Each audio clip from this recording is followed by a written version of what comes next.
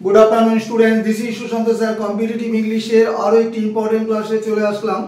तो आजके टपिकटा इडियम्स।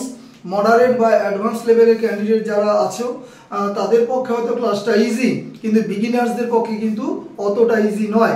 तोमाके एग्जामे जे फ्रेजटा देबे माने शब्दगुच्छटा देबे तार इनार मिनिंगटा बेर करे आनते होबे। एटाई हच्छे इडियम्स।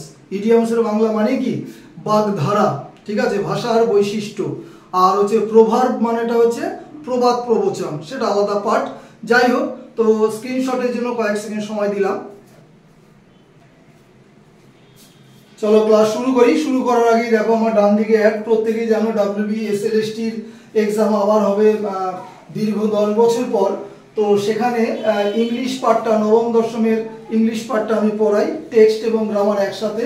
যা সময় আমরা পাবো, বেশি সময় হয়তো পাবো না, সেখানে কিন্তু আমরা কভার দিতে পারবো বা দেওয়ার চেষ্টা করব। অবশ্যই অনলাইন কোচিং এটা। দেখো নাম্বার 1 ক্লাসে ঢুকে পড়ি। আর রেইনি ডে, একটি বর্ষার দিন। বর্ষার দিনে কি হয়, সাধারণ মানুষ সাধারণত বাড়ি থেকে বেরোতে পারে না কাজকর্মে, তখন তারা ইকোনমিক্যালি মানে অর্থনৈতিকভাবে খুব মানে দুর্বল হয়ে পড়ে বা আর্থিক অবস্থা খারাপ হয়ে পড়ে।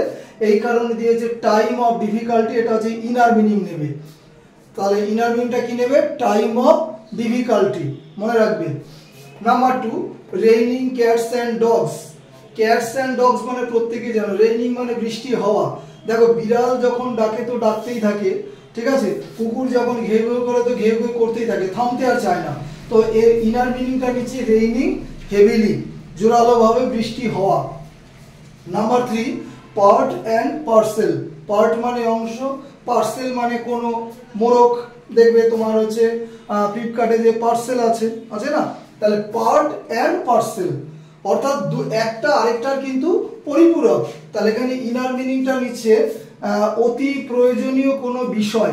দেখো অ্যান ইসেনশিয়াল পার্ট, অতি প্রয়োজনীয় কোনো বিষয়। নেক্সট দেখো বেড অফ রোজেস।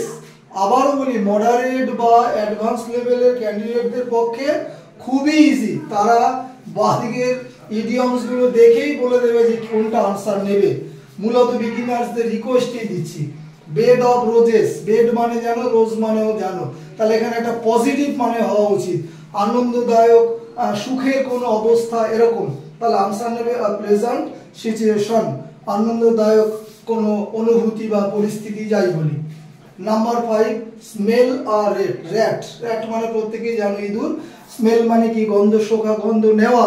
ইঁদুর যদি মারা গিয়ে কোথাও ঘরের কোণে পড়ে থাকে, নাকে গন্ধটা চলে আসে, হ্যাঁ, যে কোথাও না কোথাও আছে ওটা। তাহলে এর ইনার মিনিংটা কি নেবে, যে টু সাসপেক্ট সামথিং, কোনো বিষয় কি সাসপেক্ট করা, তাই না? তো সাসপেক্ট মানে নিশ্চয়ই বুঝতে পারছো, সন্দেহ প্রকাশ করা, যে কোথাও না কোথাও ইঁদুরটা মরেছে, ওটাকে ফেলতে হবে। তাহলে inner meaning to suspect something. Next at a stones throw. এটার মানেটা কি, স্টোন মানে বোঝো, থ্রো মানে নিক্ষেপ। তাহলে স্টোনস থ্রো বলতে কোনো মানে ঢিল ছুঁড়লে কত দূর তুমি ছুটতে পারবে, কিন্তু এখান থেকে নিশ্চয়ই তোমার পক্ষে যে 1 কিলোমিটার দূরে সেই ঢিলটা যাওয়া সম্ভব নয়।